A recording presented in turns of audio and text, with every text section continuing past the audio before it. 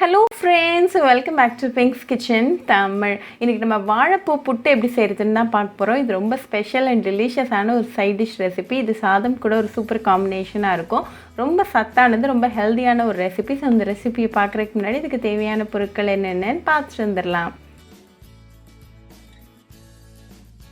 இன்றைக்கி நான் ஒரு வாழைப்பூவோட ஃப்ளோரட்ஸ்லாம் ரெடியாக வச்சுருக்கேன். நான் ஆல்ரெடி வாழைப்பூ எப்படி க்ளீன் பண்ணுறதுன்னு ஒரு வீடியோ பண்ணியிருக்கேன். அதோட லிங்க்கை நான் டிஸ்கிரிப்ஷன் பாக்ஸில் கொடுக்குறேன், மறக்காமல் செக் பண்ணிக்கோங்க. எப்போவுமே இந்த வாழைப்பூவை தயிர் தண்ணியில் சேர்த்துக்கோங்க, அப்படி இல்லாட்டி கலர் வந்து மாறிடும். இப்போ இந்த வாழைப்பூவெல்லாம் நம்ம குட்டி குட்டியாக கட் பண்ணிக்கலாம்.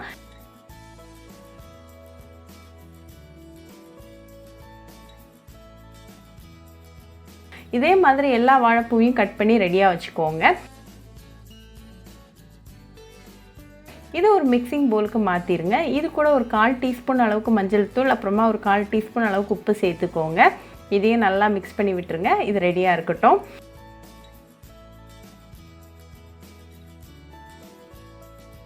ஒரு 2 டேபிள் ஸ்பூன் அளவுக்கு கடலைப்பருப்பு, அப்புறமா ஒரு 2 டேபிள் ஸ்பூன் அளவுக்கு துவரம் பருப்பை 3 காஞ்ச மிளகாய் கூட சேர்த்து தண்ணியில் ஒரு 2 மணி நேரம் ஊற வச்சுக்கோங்க.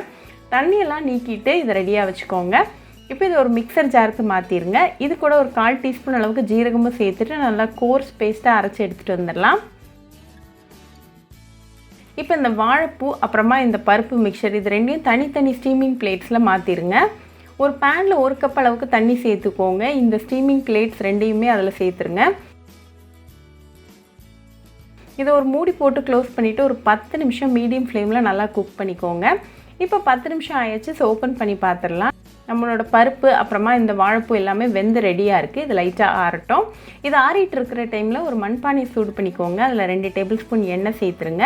எண்ணெய் நல்லா காஞ்சதும் 1/2 டீஸ்பூன் அளவுக்கு கடுகு, 1/2 டீஸ்பூன் அளவுக்கு உளுத்தம் பருப்பு, 3 காஞ்ச மிளகாய், 1 வெங்காயம் பொடிசாக கட் பண்ணது, 2 பச்சை மிளகாய் பொடிசாக கட் பண்ணது, அப்புறமா கொஞ்சமாக கருவேப்பிலை இலைகள் சேர்த்துக்கோங்க.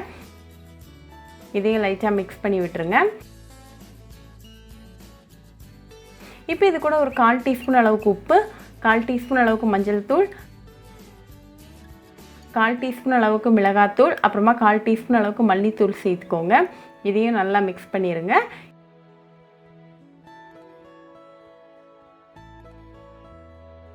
இப்போ இது கூட நம்ம வேக வச்சுருக்கிற அந்த வாழைப்பூவை சேர்த்துட்டு நல்லா கலந்து விட்டுக்கோங்க. ஒரு 2 நிமிஷம் நல்லா மீடியம் ஃப்ளேமில் இது வேகட்டும்.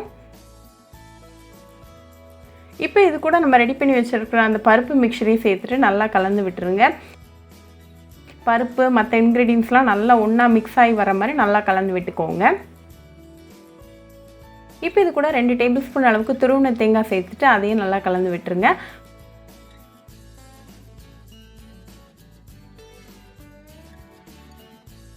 ஃபைனலாக கொஞ்சமாக கொத்தமல்லி இலைகளை தூவிட்டு ஃப்ளேம் ஆஃப் பண்ணிடுங்க. இப்போ நமக்கு சுவையான வாழைப்பூ புட்டு சூப்பராக ரெடி ஆயாச்சு. இது நல்லா சூடாக சாதம் கூட சர்வ் பண்ணி உங்கள் ஃபேமிலி அண்ட் ஃப்ரெண்ட்ஸ் கூட என்ஜாய் பண்ணுங்கள். ரொம்பவே ஈஸி, ஹெல்தி, டெலிஷியஸ் அண்ட் குயிக்கான ஒரு ரெசிபி. ஸோ கண்டிப்பாக அந்த வாழைப்பூ புட்டு ரெசிபி உங்கள் வீட்டில் ட்ரை பண்ணி பாருங்கள். ட்ரை பண்ணிவிட்டு எப்படி இருந்துச்சுன்னு எனக்கு கமெண்ட்ஸில் சொல்லுங்கள். இன்னொரு சூப்பரான ரெசிபியோட உங்களை பார்க்குற வரைக்கும் பாய் ஃப்ரெண்ட்ஸ். உங்களுக்கு இந்த வீடியோ பிடிச்சிருந்தா லைக் பண்ணுங்க, ஷேர் பண்ணுங்க, கமெண்ட் பண்ணுங்க அண்ட் மறக்காம சப்ஸ்கிரைபும் பண்ணிருங்க. கூடவே பக்கத்தில் இருக்க பெல் ஐக்கானையும் கிளிக் பண்ணிக்கோங்க. அப்பதான் நான் போடுற வீடியோஸ் எல்லாம் உங்க நோட்டிஃபிகேஷன்ல வரும். உங்களுக்கு ரெசிபிஸ் இங்கிலீஷ்ல பார்க்கணும்னா பிங்க்ஸ் கிச்சன் சேனலை பாருங்க. சேனலோட லிங்க் நான் அந்த டிஸ்கிரிப்ஷன் பாக்ஸ்ல கொடுக்குறேன், மறக்காம செக் பண்ணுங்க. இன்னொரு இன்ட்ரெஸ்டிங்கான ரெசிபியோட உங்களை பார்க்குற வரைக்கும் பாய் ஃப்ரெண்ட்ஸ்.